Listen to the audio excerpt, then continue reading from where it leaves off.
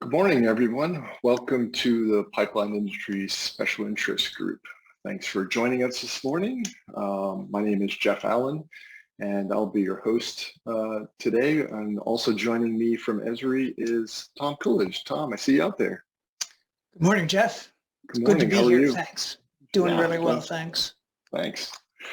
So we wanted to kind of tackle the special interest group meeting today a little different than we've done in the past. Typically, I might have done a presentation, or we might have had some other sort of different demos on some software. But I really wanted to kind of, Tom and I were talking it over, really want to kind of replicate that experience that we have at the UC, standing out on the balcony there and getting to talk to people and really see what's going on in the industry beyond, sort of the Esri messaging. So what we did, we pulled together a number of folks, primarily presentations from this UC that were relevant to pipeline, as well as some other interesting folks in the industry to kind of talk about their experiences, what they're seeing in the industry, what they're seeing within their organizations, and kind of take you through those. If you haven't been able to see some of these presentations, they're really good this year. So what we're going to do is we'll post some links for you in the Slido window that's off to the side here. So this is really going to be your opportunity if you've seen the presentations or you hear something today you want some more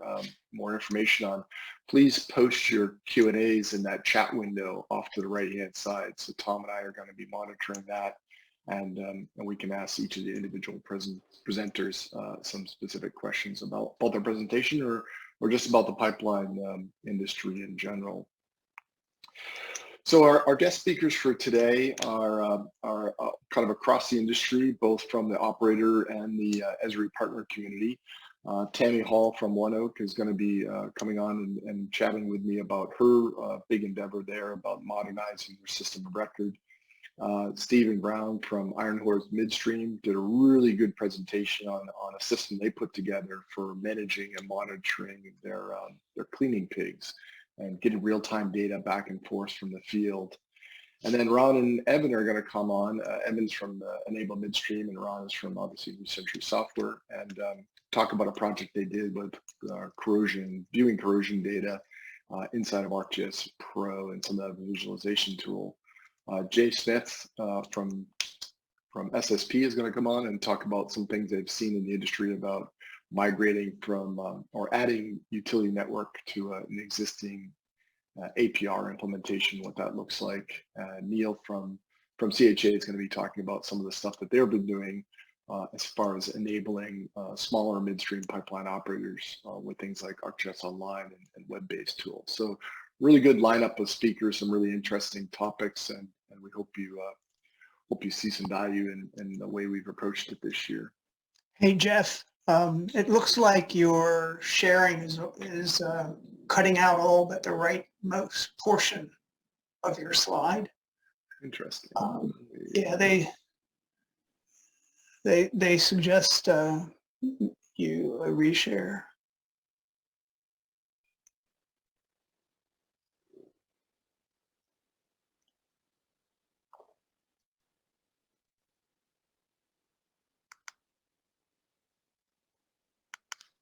Does that look any better? It does. Excellent. Excellent. So for those of you who didn't see all the presenters on the last screen, that might have been cut off. I guess that might have been Neil if it was to the right. I apologize.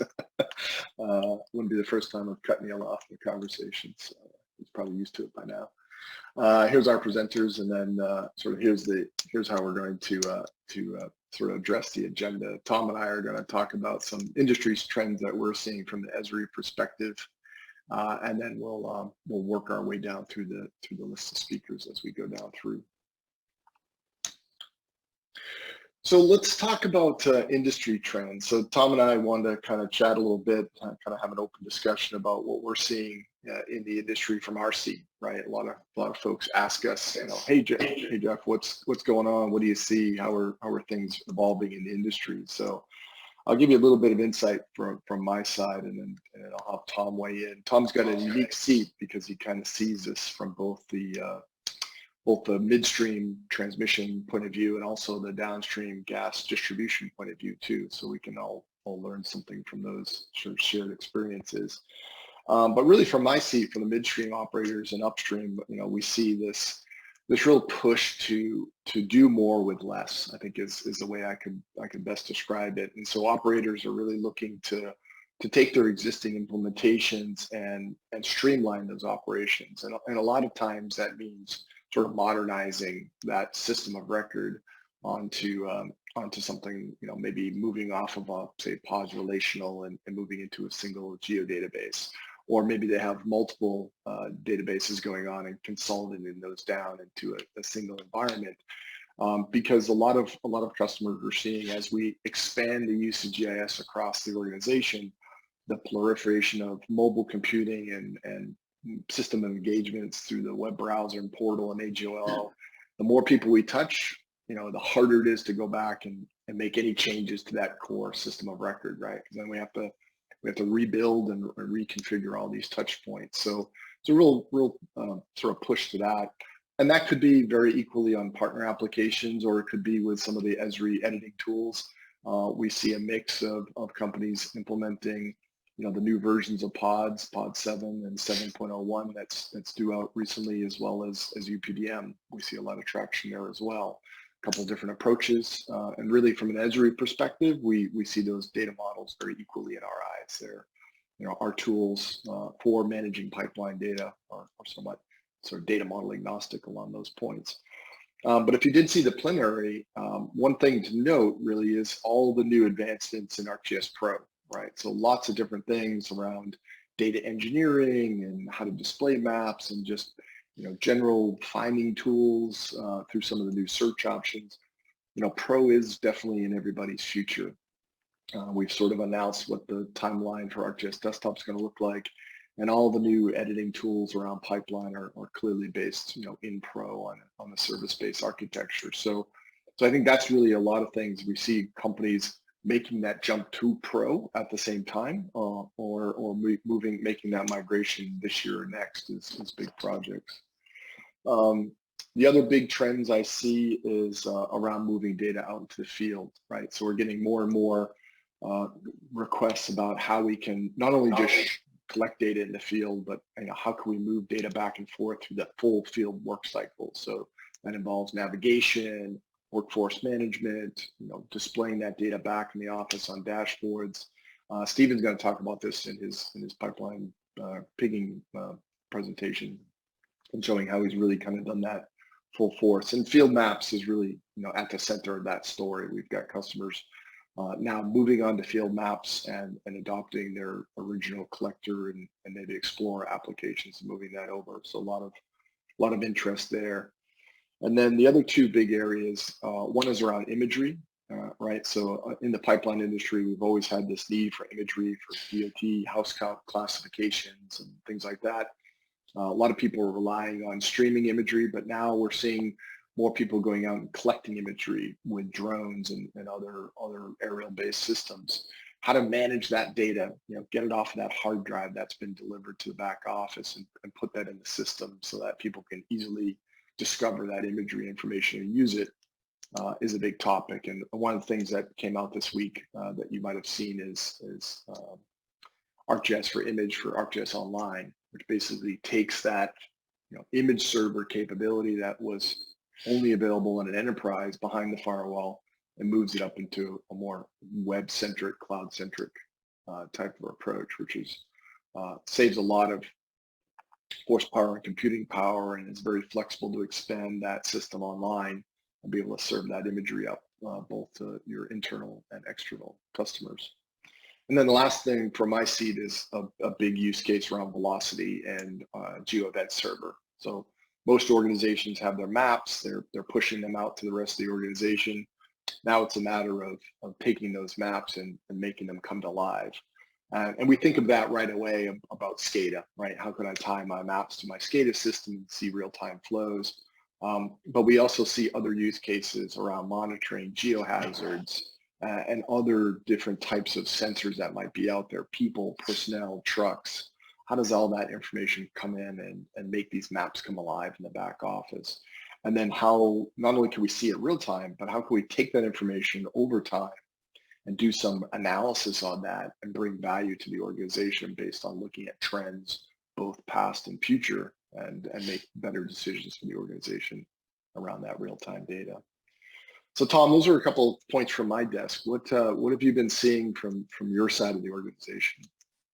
Well, I know I should have gone first. A lot of the things you talked about, I think, are common across the industry value chain. But certainly, particularly when you talk to executives, leaders and pipeline operator organizations, there's a huge focus on improvements for regulatory compliance and improvements, if you will, for transformation, although I think that word sometimes is overused. But, there clearly is not only an appetite, but a need in the industry, which I think is more recognized today than ever, to actually think anew about how business is conducted. And the combination of those things, sort of the stakeholder driver and just the own internal need to be a better organization, I think are leading pipelines today all around the world, to have, if they're not looking at ArcGIS pipeline referencing and the utility network and the capabilities of those two things, and importantly, the capability of those two things integrated together in terms of pipeline data management, really missing an opportunity for substantial improvement. And you touched upon the expectation wherever anybody is, whether it's in the office, in the field, to have access to that single source of the truth. I mean, we used to talk about that in terms which maybe came across as a bit abstract. But I think today when I talk to people, I mean, it's just a given. They don't want multiple silos. And significantly, they can't afford to have multiple data silos. The expectation is wherever any member of the workforce is, if they need data, they expect the most recent data, the complete data, a single source of data, which is going to be common to everybody involved in a workflow or a task. And so that whole real-time data thing is just taking off to an extent that I really didn't foresee or appreciate even just a short while ago. And real-world modeling, we talked about APR and UN there briefly, but I think a special mention of 3D is worth it. The new capabilities, hopefully everybody saw earlier this week, if they weren't already aware of it, to actually have vertical pipes now be modeled, and all the opportunities that opens up just to bring all of us closer to that real world modeling capability. And the closer we get to that, the closer we get to being able to support operations in ways which we haven't been able to today. So I think regulatory compliance, business transformation, and the capabilities which are being in an industry-specific way brought in to support all of that through APR and UN and the integration of those two things, real-time 3D, those are things which when I talk to pipeline operators are coming up with much greater frequency and much greater urgency. Yeah. And I think it all rings true too, because we're having more and more conversations internationally, right? Yes. So these yes. Conversations were always somewhat difficult for us because we were so sort of U.S. regulatory centric minded for a long time, right? And then so to translate that to international operators, sometimes we would run into this trying to translate that into their workflows. And what we're seeing there is beyond the regulatory compliance, there's just really solid, good business use cases for this stuff. And a lot of our international pipeline operators are picking up on some of the very same patterns, even though they're not, forced to do so, and saying, hey, this just makes sense for our operations, which, it's the old school ROI sales model, right? Absolutely. You don't have to do it, but you should do it. And so we're seeing more and more conversations around these exact same topics. Right? Yeah. The conversation I have with Enagas in Spain is the exact same conversation I might have with OneOak tomorrow. Exactly. The same needs, the same challenges that these operators have. So So I think that's a great segue, Tom, and I'm going to stop my share because I don't want to make this a PowerPoint meeting. I wanted to really make it a meeting where we share conversations. And so, Tammy, are you out there? Could you come on camera and come off of mute? I am. Hey, awesome. Good morning. How are you? I'm great. How are you doing? I'm awesome. Tammy, thanks for joining us this morning, and thanks again for being part of the PUG plenary probably about a month or so ago. And for those of you out here who might have missed some of the PUG presentations, we have those online now, so you can go back and review them. But we had Tammy really come on and talk about what they're doing at ONEOK around modernizing their system of record. And so, Tammy, do you want to introduce yourself to the audience? Sure. My name is Tammy Hall, and I am with ONEOK. I've been there for about 5 years now. I am the manager for the GIS team on the IT side. So we have quite a big footprint and implementation at ONEOK today. Very cool. And then Tammy, I just a kind of a background for the folks out there that might have missed the plenary, and I'll post the link to that video here in the chat window in a few minutes. But what Tammy and I had been working on at ONEOK is really this idea of taking multiple systems of record and moving them together and really joining up those, gaining the efficiencies around that. And so Tammy, maybe you want to kind of talk about what some of the early drivers were for you and your organization to kind of consider this this project that you're currently working on. Sure. So we have 3 business units, our NGL, NGP, and NGGP business segments, and we had 3 separate implementations for GIS on those segments. So we had 3 different databases, 3 different editing tools with vendors, and it was difficult at best to try to provide solutions and answers out for all 3 at the same time. So we would find ourselves duplicating efforts across the board, and in some instances we just couldn't. We couldn't do the same thing for one company that we could do for the other. So it became more and more obvious as we were growing our GIS system that it was the right thing to do to combine all 3 and really move forward in that direction. Yeah, because if I remember correctly, you guys had gone pretty far down the road of mobility and Navigator and setting up the portal, and Yep. So I imagine doing those projects 3 times over was probably unsustainable in the long run. Yeah, it was definitely. The field apps themselves were really the most difficult situation, because we would roll out a solution for one company and then the other 2 companies would be, standing in line waiting for us to do it for them as well. And in some cases we just couldn't. So it became very obvious quickly that we needed to do something different for sustainability and just scalability across the board. Yeah, so just as kind of an overview for the folks that are listening, what Tammy's, what ONEOK and Tammy is sort of heading up here is a project to take pods and take these 3 business units and consolidate them. And then from an editing environment where we have utility network as the base with linear referencing and APR on top.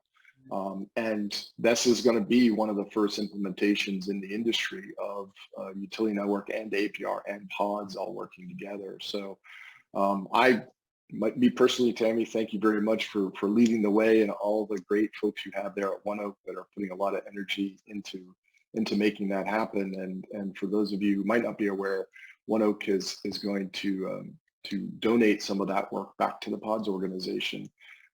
They had a need, they had to go, and they want this to be adoptable as an industry standard for others. So I'm currently working on that same project for the pods organization and coordinating the 2 efforts to make sure that ONEOK doesn't end up with a one-off, and that pods association doesn't recreate the wheel and do things that people have already done. So thanks again to the organization for doing that for us.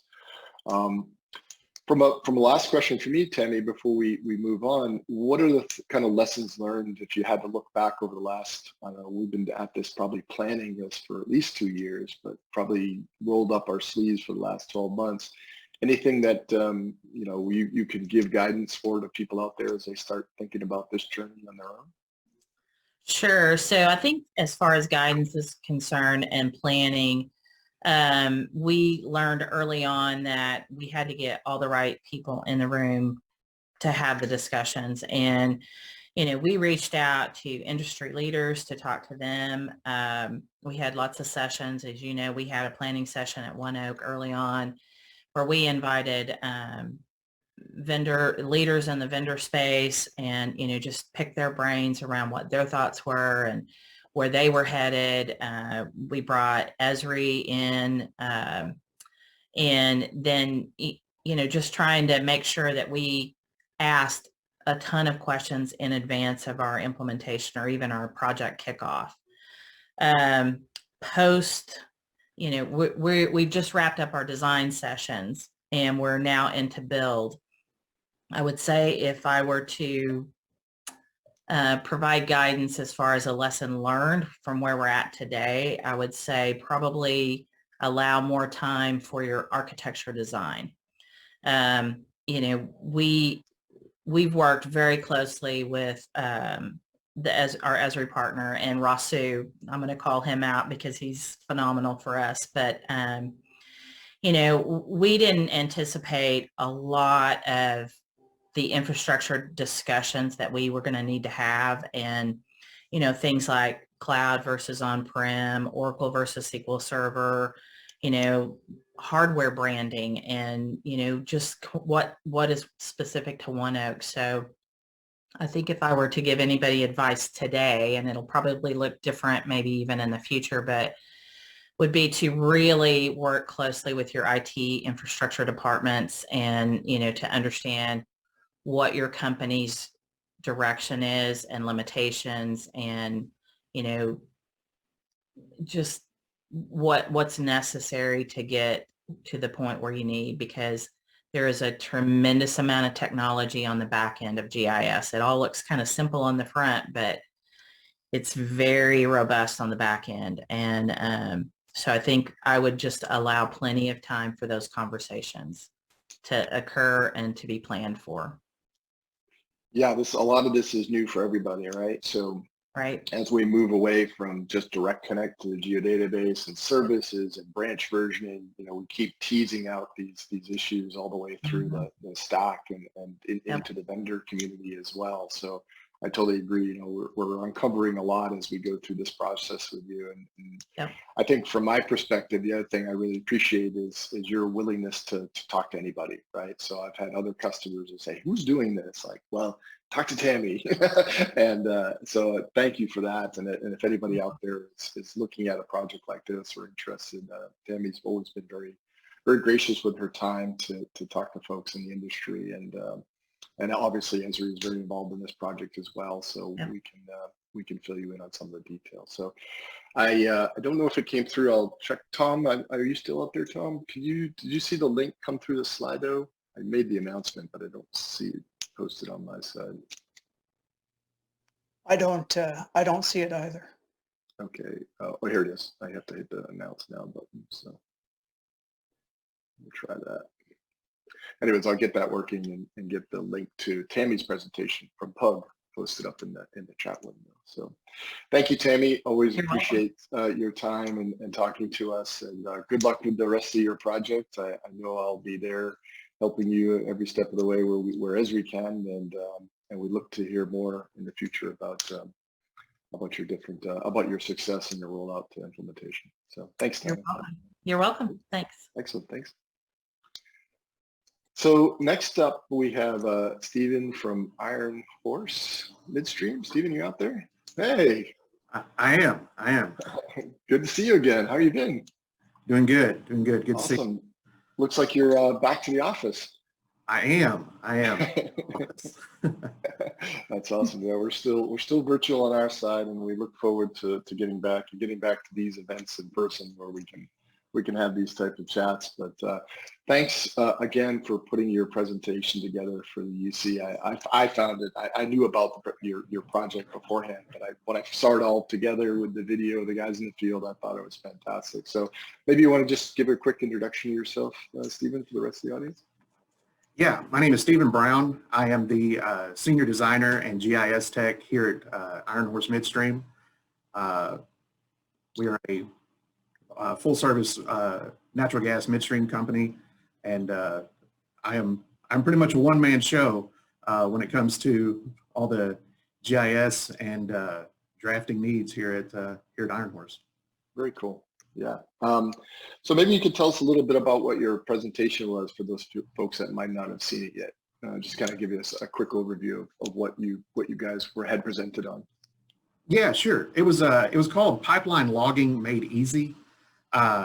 Basically, it was about how we built an application using Survey 123, how we utilized QR codes and operations dashboard to better track all the pigging activities within our system, and mainly how we improved all aspects of our operations, starting with the documentation.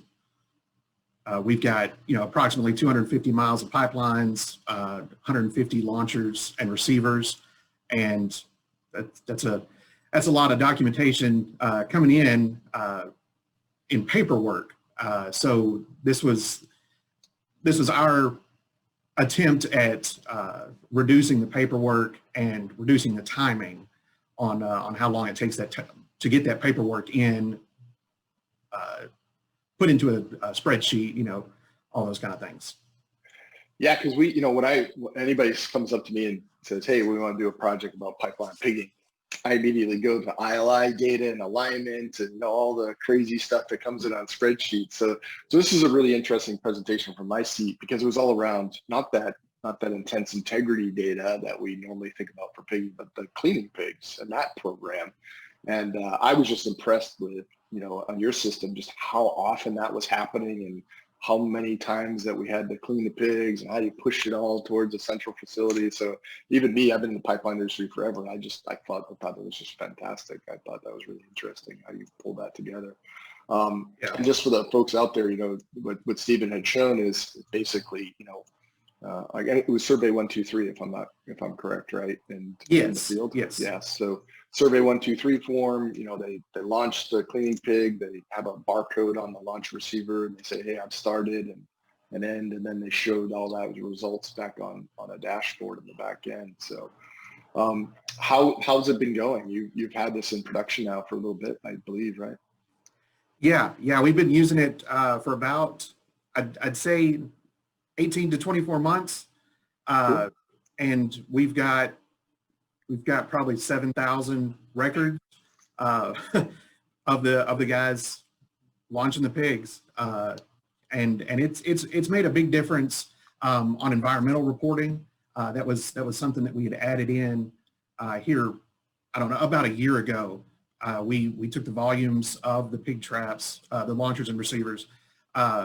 We took the volume of them and applied that as one of the data fields that we were collecting. So every time a pig is launched or received, anytime that the door is opened on the back of that launcher receiver, now we know exactly how much gas is being released, and it makes a big difference in the reporting to instead of using estimated numbers. Now we're tightening up those numbers. Yeah, I thought that was really, really interesting, because I hadn't thought of that aspect of it before, right? And then, like I said, everybody just sort of take number of pig traps times 2 times Right. a normal diameter, and then fill in the report. But you guys are actually right down to the every time the door's opened, right? And really Right. kind of nailing it. So have you found the adoption of the field on the field side pretty easy? Like, usually those guys are doing that work, or gloves on, big fingers, don't want to use iPhones. Yeah, they've been great. It was latched onto much better than we would have expected. We really did think that there was going to be some pushback trying to get the guys trained, but that was one of the factors in it, was trying to make it as easy as possible. And that's what we did. I mean, it's literally one button. It opens up the camera. They take a picture of the QR code. It loads in all the information. All they have to do is take a picture of the QR code and hit submit. All the data is captured, time and date, where they are, all that is instant, and it has saved a lot of time. Once they figured out how easy it was and how much paperwork it was going to save, they were pretty happy to jump on. That's awesome. And if I'm not mistaken, I think the whole project was done with just out of the box configuration, right? Did you have to write any custom code along the way, or were you just basically pulling the parts together? It was basically pulling the parts together. The only thing was a few custom expressions whenever it comes to displaying the data in the operations dashboard, making things change colors, because we've got kind of a stoplight sequence for timing, green, yellow, red, that kind of thing. The only other aspect to it that took a little bit of time was we decided to integrate some of the SCADA information. Yep. So then we had, not only were we tracking the time of pig launches, but then we were also monitoring well pressures and how those correlated, the timing on the launch to watching the pressure drop. If the pressure was too high, we knew, that maybe a pig needed to be launched and so forth. But that was the SCADA portion was really the only part that really took some extra help. Yeah, no, I thought that was super interesting, and it kind of goes back to one of the trends that I've been seeing is, we have these maps and the field data, but turning those maps into something real time, so you can see. Another customer the other day said, "Hey, I've got these guys that are running around doing these cleaning pigs.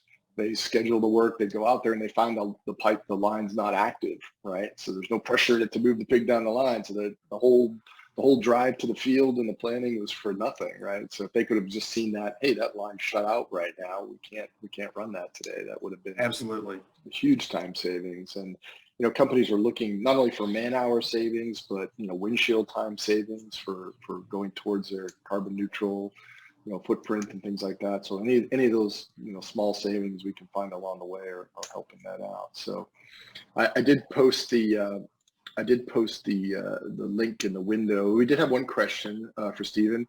Are you storing your survey 1, 2, 3 in ArcGIS Online or on Enterprise? That's a good question. Or what was your implementation pattern? It's everything stored in ArcGIS Online. Cool. Excellent. And that's where the dashboards are as well, right? Yes. Yes, going back through. Cool. Well, I thought it was a really fantastic presentation. I really appreciate your guys' effort. I thought it was a great project. So what are your thoughts on next steps? What are you kind of working on now in your back pocket? Well, we are looking to start using quick capture. I think that's going to be the next step. Like I said, with 250 miles of pipeline, and that's ever growing, we've got a lot of right of way. And getting people out to actually boots on the ground, walk that right away. That's a lot of documentation. Trying to keep up with, grass that needs to be mowed, or standing water, exposed pipeline, possible leaks, that kind of thing. And they're having to fill out documentation, bring it back to the office, have all that, again, put into a spreadsheet, somebody review it. If we can use quick capture to have somebody actually walk in the pipeline and just click a button every time that something is noticed, that's going to save, again, a lot of time. Absolutely. Yeah, the other thing that I'm sorry. Oh, go ahead. I was going to say the other thing I saw just recently when has been playing around with a quick capture is that you can now enable oriented imagery. So when you take the picture and the point on the map comes up in the map, it actually shows you like where the camera was pointed and right. in the image and things like that. So I remember the old days having to go to road crossings or record photo 1 looking north, photo 2 looking south, right? And come back to the office and jimmy those into the thing. Tom, you had a question? There was one other question that came in related to Stephen's presentation. Can you monitor a pig within the pipeline in real time? Not yet. That is it is something that we're looking at, knowing the pressure in the line, knowing what the general velocity of the pig should be. That is something that we're working on, where once the barcode is scanned and it's launched, kind of starts a timer, so that they will generally know when that should be arriving from launcher to receiver. Very cool. Awesome. Well, again, thank you, Stephen, for all your effort. Appreciate you joining us today and sharing your story. And if we get any other questions, I'll follow up with you as well. So yeah, absolutely. Thanks for having me. Thanks. Evan, Ron, you guys out there? Hey, Ron. Good morning, Jeff. Good morning. How are you? Good morning, Evan. Good morning, Ron. I wanted to just say hi to Tammy and Tom and Neil and Jay, and it's kind of like we're on top of the Marriott, but not really, you know. So exactly. I was hoping we could kind of simulate that environment, at least maybe virtually. Stop viewing PowerPoints. Yeah, the view isn't quite the same from here. I agree. A lot less. Well, maybe a couple sailboats in the background. So Ron, Evan, maybe you guys can quickly introduce yourselves. Ron? Evan, go ahead.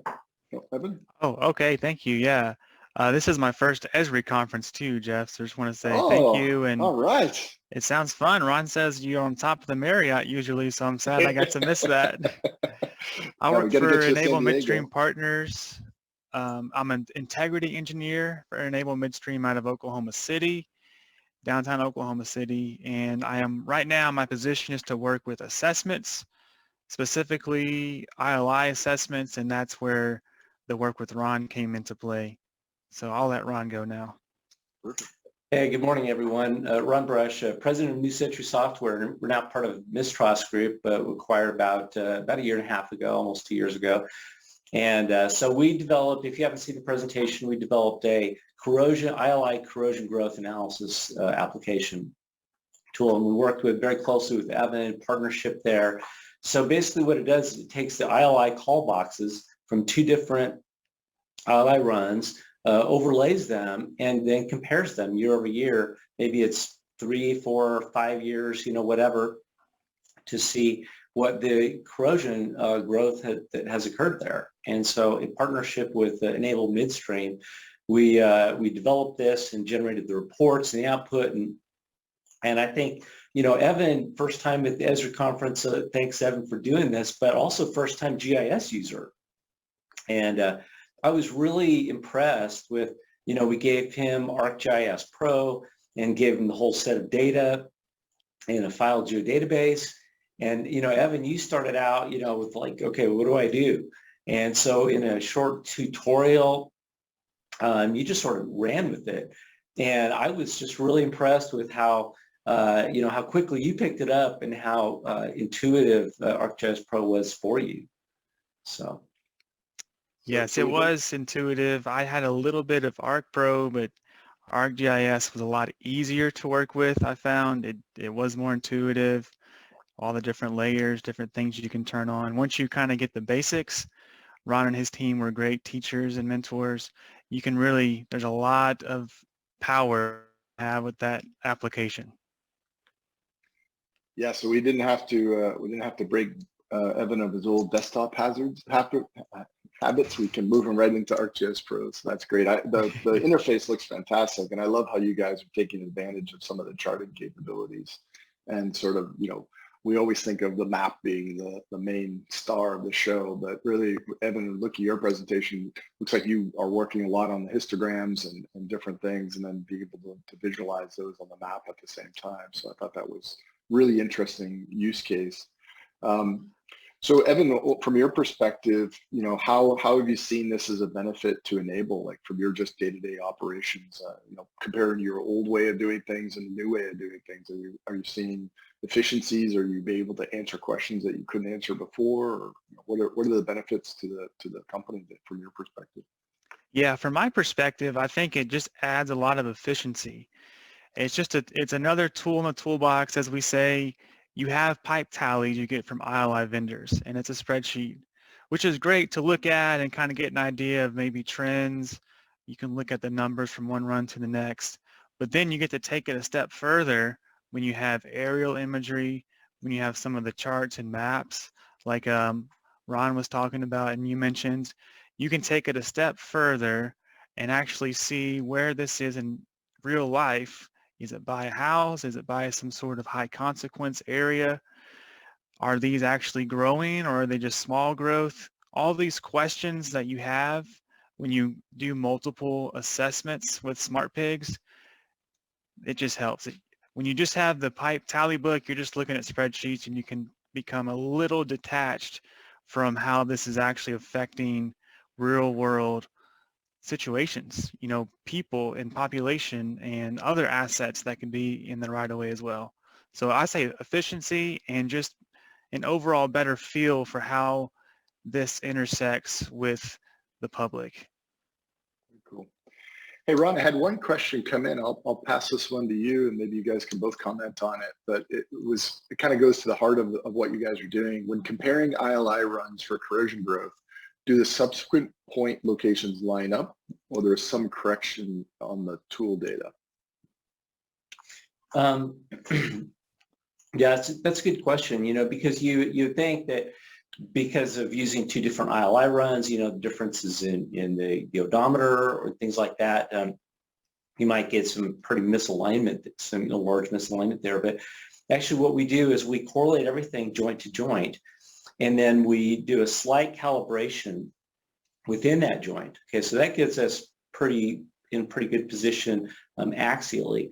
And then circumferentially, we also put a buffer around it. So we choose a buffer, I don't remember the size that we use with Enable, but there's a small buffer that we put to just sort of give us that, extra, cushion, if you will, so that we can make sure that those intersections actually do match up. I was actually really surprised and impressed with how well these do line up. And you can tell that, you'll see patch of corrosion or one area maybe near a sleeve or a weld or something like that. And then you'll see, very similar corrosion, show up, several years later. So it actually works out pretty well. We account for that also in the error, the way that we deal with errors, we allow for some of that. So I'll let Evan comment on what was your experience there, Evan. Yeah, just from a vendor's perspective, before I would really send the spreadsheet over to Ron, we would already kind of go through our own process to make sure joints are aligning, or if there's new joints because of replacements between assessments, that's also going to be taken into account. So you can get it very close. It should be very close when you have two assessments that you're trying to overlay. Very cool. And Evan, have you sort of run this all the way to ground? Have you taken this data and say, okay, I want to go dig on this anomaly, and gone out in the field and bingo, there it is? Like, have you truthed out the whole workflow at beginning to end?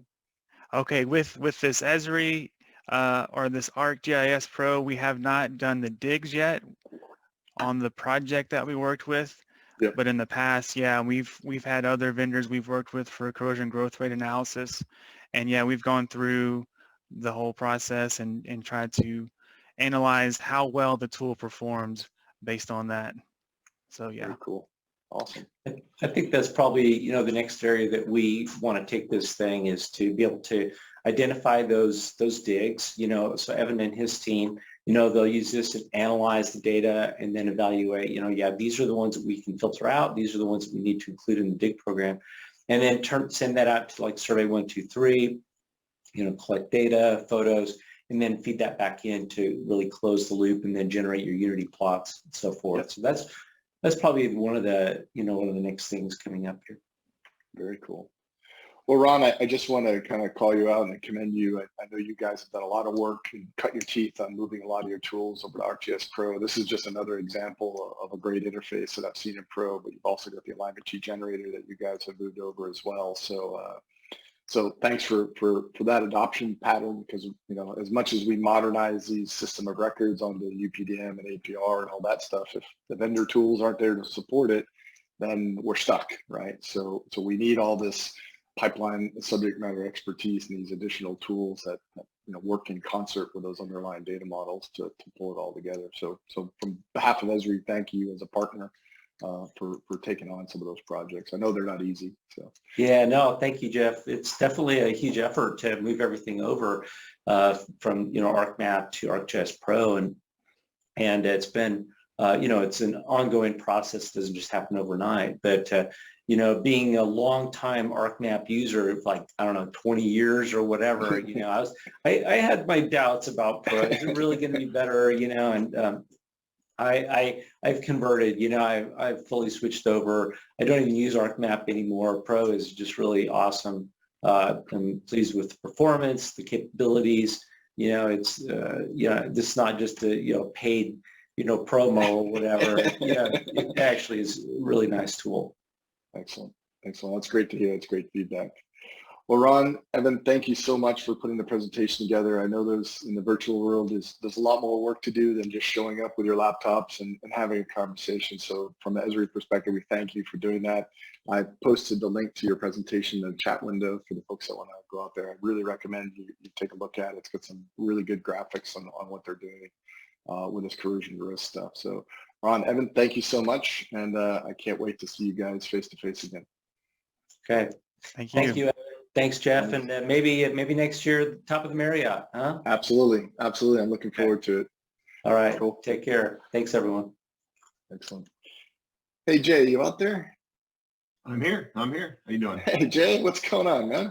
Not much. Good to see yeah, you it's kind again. of funny. If we're going to talk either the top of the Marriott or coffee, I was like, well, normally if we're going to talk about British sports cars, but I don't think the rest of the audience is going to care about that, so I guess we'll table that for another time. Those are the other conversations we have at the time. Get the work stuff out of the way and talk British sports cars. Exactly.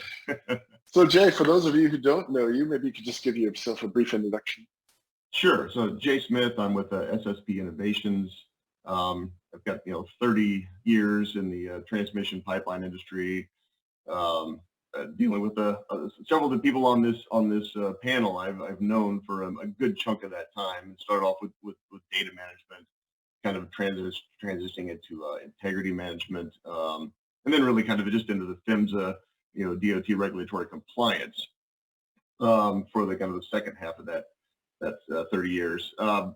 But then just recently I've back in November I moved over to SSP and kind of jumped both feet back into the Esri technology again, which, I just haven't had a hands-on in that for a while now. So it's been kind of it's fairly good learning curve for me on the new technology, as well as the utility side of the industry, and kind of dealing with, and was kind of one of the reasons I went there, understanding where geometric network was, ArcMap, and understanding where these companies were wanting to go. And so being a part of that, there was a lot I could see the advantages of doing that. But while I was in there, though, and I think part of the reason, I did the paper, and part of the reason we've talked is that now that I've kind of worked through that, I was like, there's some advantages for transmission, midstream and transmission as well. And I probably need to start, exploring that a bit more as well. Yeah, and those are some of the same conversations that I've been having with customers as well. Like in midstream, linear referencing is almost a given, right? Engineering, stationing, support, and integrity management, and all the things we need to do. But we've always run into some challenges that we maybe could have, with attributes or brute force got away with linear referencing, but really it's a connected network problem, right? And so that the utility network brings a couple of components to that. But it is a bigger lift, and it is something that customers are saying, well, I do want to switch over to geodatabase and maybe use some Esri tools like APR, but I'm not quite ready to go utility network. And the real challenge with that is that, the utility network underpins really, and the ultimate solution of the two. It underpins everything. So, what Jay was really kind of focused on in his presentation is, okay, what can you do to future-proof that implementation? If you're not ready to add utility network components yet, what can you do to sort of figure that out as we go forward? Because Jay, from I think your guys' perspective, this is an interesting area for you because, I think SSP traditionally was known in more the gas distribution utility space, but now you guys are doing a lot more work in the transmission space. And so maybe you can kind of shine some light. Where are you seeing the similarities between your customer bases on those two sides of the fence, as far as what they're doing? Right, and I think what I've learned is that there's a fair amount of transmission knowledge base within SSP that I didn't know when I first started. It's like there's some good knowledge here. So the knowledge is there, and we're starting to see it more. And part of what I was looking for in this paper was, if a company had already started maybe down the UPDM path, why did they, an APR, why did they not go all the way to UN? And there's, it kind of came up with a couple of major things, and that was, well, maybe they made the switch before the UN was really there, and so they've gone to UPDM but weren't there, or if they're going to go all the way to a utility network, there's a fair amount of effort involved, right? And so the lift to get there maybe was just too much. And so what we found is that there's an opportunity for a phased approach or a staged approach where we can see these pipeline companies taking advantage of some of the UN capabilities without fighting off the entire thing, getting a lot of information, getting a lot of advantages, but not really going maybe the full way all at once, just to help because there's some of these things that may not make sense, or they don't know until they kind of get in there. Containment, does that really make sense? It may. I mean, there's some really cool things in there. Sometimes getting them to see that right off the bat is a little tough. They've never dealt with it before. But I think there's that phased approach has been really helpful for us. Yeah, we've been seeing a lot of interest, especially in the upstream operators, right? The gathering systems, where, that's an area where I think, we can do it with linear referencing, but it's always been, we've always had to make up route names or create calibration points so they don't exist, right? So that idea that, distribution and transmission just look like mirror opposites of themselves on both ends of the facility. We've got a lot of interest now from the downstream operators as well, as we kind of inside the fence.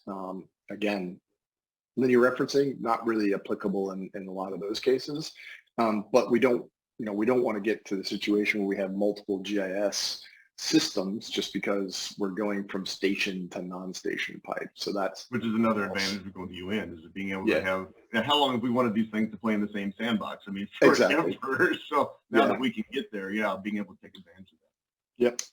Hey, Jeff. Go ahead. I'm sorry. If we were in a room, I'd have my red panel up. Just a time check for you. We're down to our last 6 or 7 minutes.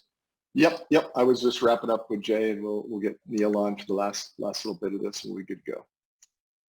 So Jay, I guess along those lines, any closing thoughts from your perspective on what operators who are like starting in this journey? What are some of the key things they should be thinking about?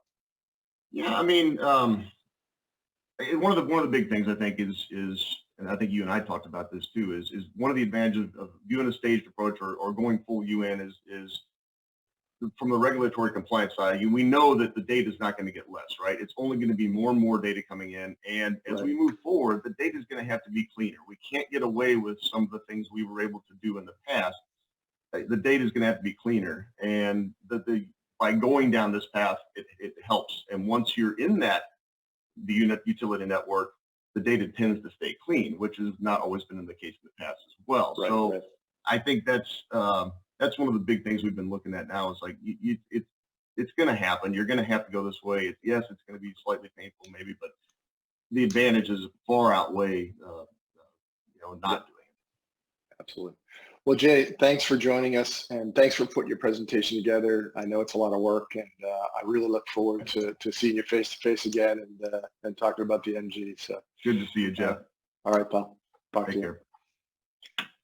And last but not least, Neil, you out there? I'm here. Hey, what's going on, man? Not too much. And just like the roof deck, I do have a drink in hand, but it would be water, and it is gone. So. Welcome. Thanks for hanging with us to the end here. So for those of you that might not know Neil, can you go ahead and introduce yourself? Sure. Neil O'Driscoll, Business Line Director here at CHA, formerly Novara. So this is year, I think, 26 with the company. So pretty exciting times here as we've moved in from being an external entity and rebranded as CHA Integrated Solutions this past year to do asset management and GIS across all of our engineering groups. Very cool. So Neil, you put a nice presentation together, kind of looking at a little bit different segment than we typically think about. So maybe you can kind of fill people in on what your presentation was kind of really focused on. Sure. And I know we're up against the top of the hour here. So, one of the things that we've been doing is working with small pipeline operators. So, power plants and others that they might have 1 mile, 10 miles, 15 miles of pipe. But no matter how small or short their segments are, they still have the same regulatory and compliance obligations as everybody else. So, back in the sound old now, but back in the old days, right? If somebody came in and wanted to do class and HCA and risk, the first thing you talked about was like, okay, well, let's get you loaded into a data model. Let's do this big implementation. And what we can do now is we can leverage UPDM. We can drop that in with Pro. And then we've got our class HCA, MCA tools that will run inside of Pro. And then we can bolt on a semi-quantitative risk model to really drive the integrity management for these small operators and deliver those results back to them. Yeah, it's interesting when I came here to Esri, we look at our customer profile, and we've got almost every one of the larger operators, but we have this huge long tail of pipeline operators that have smaller mileage. They might have just a single desktop or might just be leveraging ArcGIS Online. So I think you've sort of tapped into an area of the industry that we might have not have been able to really service before, with a huge pods, enterprise implementation, and all the bells and whistles. So are you kind of seeing that adoption from the ArcGIS Online perspective? Or I know 5 years ago people say I'm never going to the cloud. Now it seems like everybody wants to be in the cloud. Yeah, no, that's where I was going to go next. The couple of the challenges there is, one,